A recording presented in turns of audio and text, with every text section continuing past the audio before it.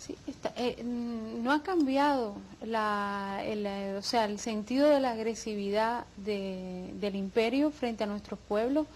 Solamente lo que ha cambiado es que han aparecido estos nuevos medios que intermedian en estos espacios, pero contra la Revolución Cubana, desde que surgió en el 59, hemos tenido guerras, estrategias de espionaje, campañas sucias, o sea, ha pasado siempre. Lo que estamos viviendo ahora es un contexto donde estos instrumentos se están utilizando de manera absolutamente agresiva contra nuestros países. De hecho, por ejemplo, contra Cuba, este es uno de los, de alguna manera, de las líneas fundamentales de agresión, la del ciberespacio. De hecho, el dinero dirigido básicamente por el Departamento de Estado, los fondos públicos, no sabemos los fondos privados, que son millonarios, están dirigidos justamente a la creación de líderes, supuestos líderes en el ciberespacio, la creación de estrategias, incluso la idea de construir una especie de internet a la carta donde puedan reconocerse y se puedan expresar aquellas personas aliadas o afiliadas al pensamiento de Washington, y además de eso, por supuesto, la preparación y el uso en estas tecnologías. O sea, pero es parte de la misma agresividad de siempre con el uso de estos instrumentos. Lo interesante es que con estos instrumentos, como decía Javier, evidentemente ellos están expresando un gran nerviosismo.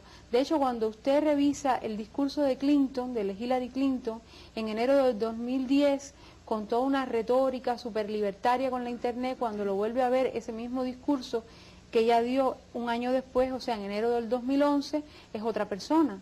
O sea, ya ha pasado por la experiencia de Wikileaks, y entonces lo que estamos viendo es que el imperio se comporta como una especie de plomero social en estas tecnologías, está tratando de apagar fuegos todo el tiempo, pero le están surgiendo ese enorme poder contracultural de las redes que están en los movimientos del 15M en España, de Ocupa Wall Street, que han utilizado para articular esos movimientos todos estos instrumentos, que no es solo la computadora, es también sobre todo el celular.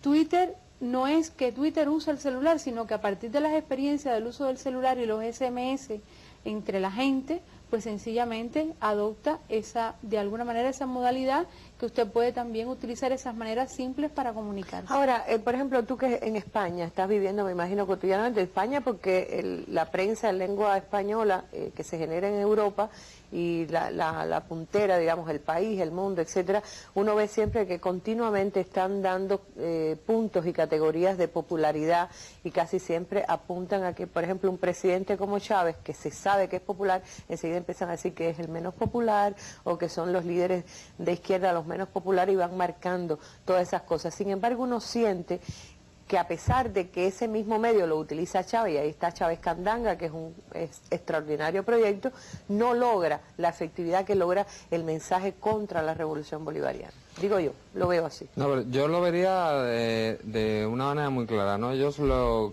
manipulan la realidad y ellos crean realidad. Ellos trabajan creando realidad y funcionan sobre todo en base a eso. Por eso yo creo que la mayor parte del control social que desarrolla el imperio, estos grupos de poder, es a partir del entretenimiento, es donde crean los grandes ídolos, los héroes, etcétera. Entonces este caso es sintomático, ¿no? Chávez, que es el líder de América Latina en Twitter, es escondido, evidentemente, porque no le interesa contar eso. Es como Cuba. Estados Unidos le interesa vender que Cuba no quiere Internet. Lo que no cuenta es que Estados Unidos precisamente es el que no permite el acceso a Cuba a Internet porque el cable se lo corta, ¿no? Entonces esa doble realidad que ellos manejan, esconden la parte para vender otra, ¿no? Por eso fabrican esos ciberdisidentes en teoría que están financiados a base de premios, etcétera, y que tienen más predicamento fuera que dentro, ¿no? No, Pero o los ponen como líderes de opinión en el mundo, a pesar de que sea una persona hasta desconocida en su barrio, ¿no? Eso pasa con la bloguera de Cuba, ¿no? Ellos crean el problema y después nos venden la solución. Eso es típico. Sí, sí. Sí, pero yo decía porque recién se acaba de constituir CELAC en Caracas, se van atenazando los lazos de relación y se van perfilando las integraciones, y yo siento que no hay esa prioridad todavía para lo que es un escenario que podría ser no ya el futuro, sino el presente. Mira, Arlene, ha sido lenta de alguna manera desde la izquierda la incorporación y de alguna manera la comprensión de esos entornos. Pero yo creo que ya empieza a expresarse un debate y un diálogo. Al otro día publicábamos en Cuba Debate, por ejemplo, el proyecto de UNASUR para interconectar sus países. Y no están hablando solo de la internet, sino en interconectarla de manera física, con carreteras, etcétera. Ahí hay esfuerzos. Hay esfuerzos también en los países que están participando para lograr esa soberanía tecnológica. No se puede desconocer la experiencia de Chávez Candanga con su cuenta Chávez, la cuenta en Twitter que es Chávez Candanga, tiene que ver también con una sociedad con una alta penetración de Internet que ha desarrollado proyectos para incorporar a la gente en estos espacios con Infocentro, un país además con una alta penetración del celular que va siendo además algo que está pasando hoy en países del tercer mundo. Ya no se puede hablar además de la presencia en Internet como mismo se veía hace 10 años. En estos momentos hay más internautas de China, India y América Latina que de Estados Unidos y Europa juntos. Entonces, si vamos al tema del celular, estamos hablando, la Unión Internacional de Telecomunicaciones nos está diciendo que solo el 10% de la población mundial no tiene celular. Es decir, son instrumentos que tienen un objetivo, como tú decías, que es tratar de incorporar en un nicho de mercado, a través de estas tecnologías cada vez más baratas, a toda una población, porque son sus destinatarios finales y consumidores efectivos en esos mercados para después venderte los servicios cada vez más caros. Esa es la lógica, ahí va a estar la brecha económica. Pero la brecha digital tiene más que ver no con la apropiación del instrumento, sino con la capacidad cultural para utilizarlo y para salirte de esa red de alguna manera idiotizante que nos quieren construir. Bueno, porque eso yo iba a decir, hasta qué punto esa participación en las redes sociales a veces no se va despolitizando en la medida que el adversario te introduce contenidos que te desvirtúan de los contenidos esenciales. Yo diría, por ejemplo, el caso de los 5 cubanos presos en Estados Unidos, con todos los comités que hay en el mundo, los 300 y tanto, con los miles de personas solidarias que son capaces de enviar cartas incluso por correo postal al presidente Obama o a Hillary Clinton, no se consigue igualmente una visibilidad del tema en los Estados Unidos, pero ni siquiera en nuestros países, ¿no? Posiblemente nosotros no apreciemos esa visibilidad dentro de Estados Unidos porque no estamos dentro de Estados Unidos. Exacto. Ese es el punto. Entonces, pero yo te he escuchado a vos decir y comentar la historia de los 5 y el cambio en una de las condenas de uno de ellos. No lo hacen gratuito, lo hacen por algo. Ese algo es porque algo se le ha movido dentro del territorio de ellos, que sabe que ha sido, que lo ha movido a hacer ese cambio, si no, no lo hubieran hecho. O sea que nosotros por ahí no percibimos esa llegada, pero ellos la han sentido.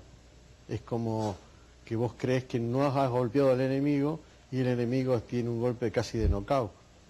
Lo que pasa es que no te lo va a decir, no lo va a mostrar, pero sí, con su acto de bajarle la condena a uno de los 5, te está demostrando que en algún momento ese mensaje, ese pedido, esa lucha está llegando.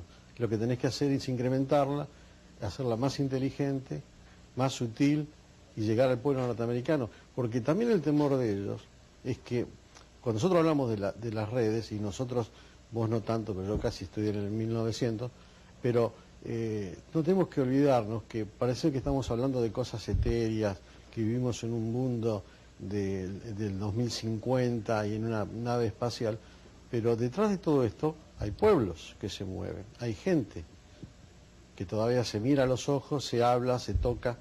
Entonces, el temor de ellos es no poder controlar esa situación, que ese instrumento que ha lanzado para el control personal y económico, se le revierta, y lo están sintiendo de alguna manera. Claro, y lo que hablábamos de la banalidad y de los mensajes y del descolocarte de tu superobjetivo y llevarte hacia lo que él quiere, hacia lo que quiere el adversario, que esa red social se convierta en un mecanismo de estupidización. Sí, Arlene, o a veces no estamos por no presentación, porque no construimos estrategias para estar en esos espacios. Ya te dije que es la extensión simbólica. Si no estamos ahí es muy difícil que nuestros sentimientos, nuestras luchas se expresen en esos espacios. Pero cuando usted busca y raspa, puede encontrarlo porque son la misma gente. Y a veces también la izquierda ha subestimado mucho estos ámbitos. Pasa, por ejemplo, hoy todas las encuestas están diciendo el 80% de los jóvenes que están conectados a Internet, que además ese es su mundo natural, buscan la información a través de las redes sociales. Pero nosotros estamos siempre a la casa de los medios tradicionales porque nuestra mentalidad está construida sobre esa base. Entonces hay que construir las estrategias para estar allí, para presentarnos, para apoderarnos de esos espacios. ¿Qué nos impiden interrelacionarnos o construir redes de solidaridad con los movimientos en Estados Unidos para compartir sus luchas y para que ellos también compartan las nuestras? Ahí hay, por supuesto, una mayor tradición porque llevan más años en esos espacios. Eso hay que construirlo, hay que crearlo, hay que fortalecerlo. Y a veces también no solo dialogando o tratando de incorporar nuestras luchas ahí, sino apoyándolo solidariamente, probablemente con servidores, con hosting, con espejos, porque ellos también están padeciendo la censura brutal del silenciamiento de sus propios espacios. Eso hay que construir. Yo creo que pretendían la banalidad y Facebook es una muestra de ello, pero en cambio en Twitter no lo han conseguido, porque si miramos, hacemos un recorrido, los estudiantes y las estudiantes chilenas participando activamente en Estados Unidos, en determinados países del mundo árabe, en Europa, está hiperpolitizada. La juventud que está en eso, que vive y que ha nacido, que son nativos digitales y que lo han cogido absolutamente politizada y además criticando al capitalismo, claro. Abiertamente y con su nombre. Entonces, lo de los 5 hay que reposicionarlo ahí, hay que cambiar la lógica. En ese sentido tenemos que hacer un esfuerzo, toda la solidaridad con Cuba y con los 5 sobre todo, para ponerlo ahí, porque yo creo que tenemos ahora una población muy receptiva en estos medios digitales a entender la problemática y el castigo sobre los 5 y sobre Cuba. Gracias. No soy nativa digital, pero me han convencido casi. Gracias a los tres por acompañarme en estas reflexiones. Y usted que está del otro lado de la cámara y seguramente a lo mejor en este minuto está tuiteando. A mí me preocupa a veces que la gente cuando tuitea no puede pensar al mismo tiempo hacer las dos cosas, pero esperamos que sí, se ha demostrado que sí dicen. Bueno, pues pensar que el lema ahora puede ser ocupar la red, ¿no?